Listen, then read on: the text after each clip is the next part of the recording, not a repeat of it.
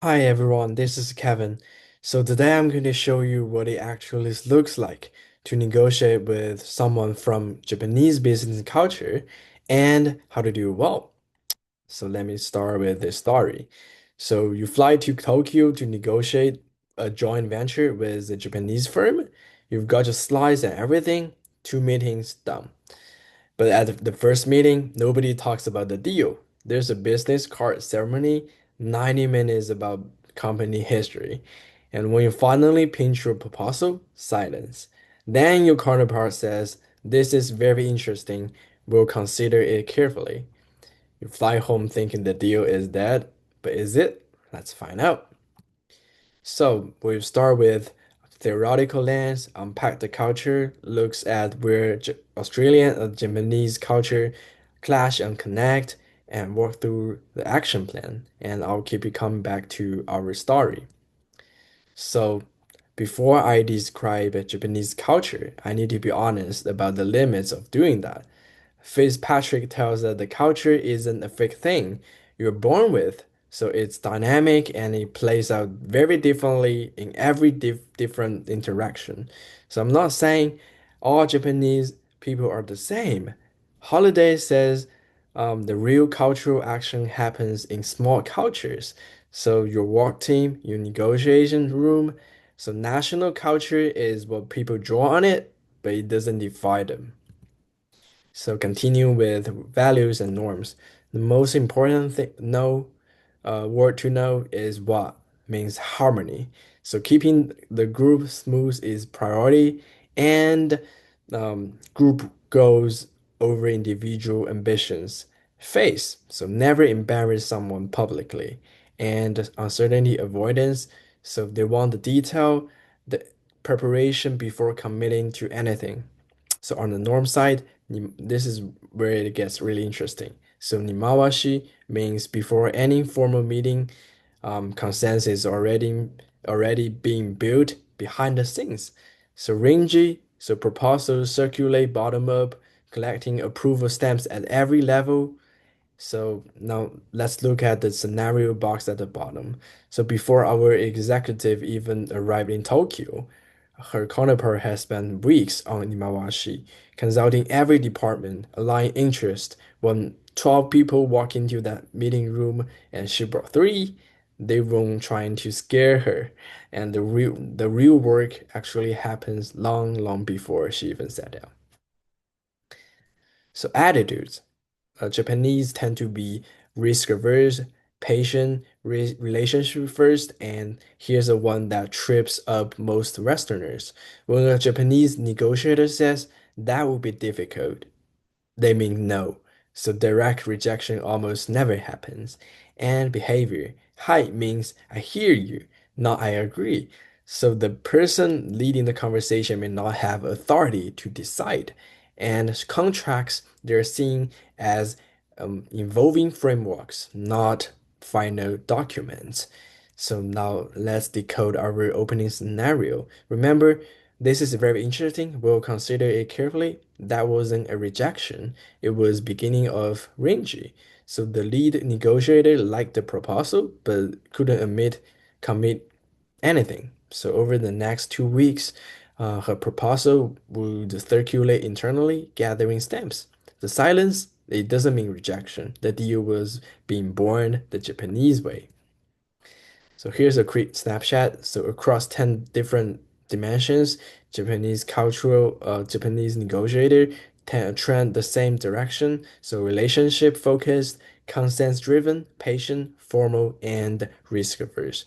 But look at the inside bar at the bottom. Holiday reminders, those are tendencies, not scripts. So someone's personal trajectory can shift the pattern significantly. And this is the slide that matters most if you're negotiating from an Australian background. So on the left, friction points. So Australians like to cut to the chase. Japanese read that as aggressive. Australian pragmatism, she'll be right, let's move, clashes with 3 month timelines, rigid timelines. So Australian informality, so first names, casual dresses. so can feel disrespectful to to Japanese. So, and one Australian decision maker walked into a room of 12. That's a mismatch. It's a mismatch. So, but here's some good news on the right. So both culture values fairness and both values trust. They just build it differently. Australian through informal rapport and Japanese through long-term relationship and a commitment. So the bridge strategy, so use a natural Australian warmth. So ask about their company history over dinner. So show some curiosity that gives them the relationship building time they need, deliver in a way that feels natural to you. So phase one, differentiation. So back to our story. So our executive returns for meeting two, but this time she adapts. She brings her managing director, so matching their senior team, and she opens with the gift from Sydney. So she asks about their CDO recent factory expansion. The Japanese team relaxes. So they spend 40 minutes on small talks, but it's actually the foundation of negotiation. So on the left, so three rules for the phase. So invest in relationship building. So match rank and prepare bilingual materials for their Nimawashi. So don't apply a script. Observe and adapt. And phase two, exploration. So 3 weeks of silence, our executive resists the urge to send a just checking email, then a call. We have discussed your proposal at length. We have some thoughts. So they suggest something she didn't plan for. A pilot project first, then the full partnership. So classic Japanese approach, reduce risk, build trust step by step, and three rules.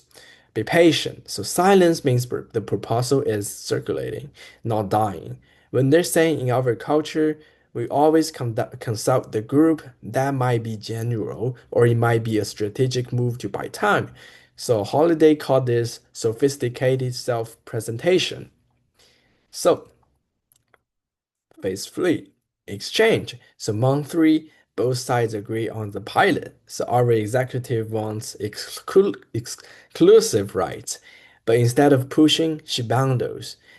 Exclusive rights plus longer timeline plus joint marketing budget. And the Japanese team says we accept with one small adjustment. So contract signed in both language, both sides host a dinner, the real partnership begins. So three rules. Plan for extend range. So allow weeks for internal approval, gradually frame everything as mutual adjustment, and never ever use pressure. So Fitzpatrick reminds us that over pressure doesn't just damage trust, it breaks the entire power balance that holds the relationship together. So everything I've just told you is it's just generalization. So identify which small culture you're entering. So a Japanese negotiator who did their MBA at Wharton and work at Goldman Sachs draw on very different cultural resources than a lifelong salaryman. So same passport, different playbook. So generational shifts. So younger professional do Nimawashi on Slack or like WhatsApp now. So logic indoors, the form evolves, and the context and power. Those shapes the negotiation just as much as cultural values. Always ask who has power here and five things to remember. So, number one, Japanese negotiating centers on harmony, consent, and long-term trust. And number two, Australian directness and Japanese indirectness will clash. Bridge it through shared values. And number three, every negotiation creates a new small culture. So observe the person, not just nationality. Number four, context matter as much as culture. So who has power? And number five, slow to decide, fast to implement. And those are my reference for all of above contexts. And thank you for listening.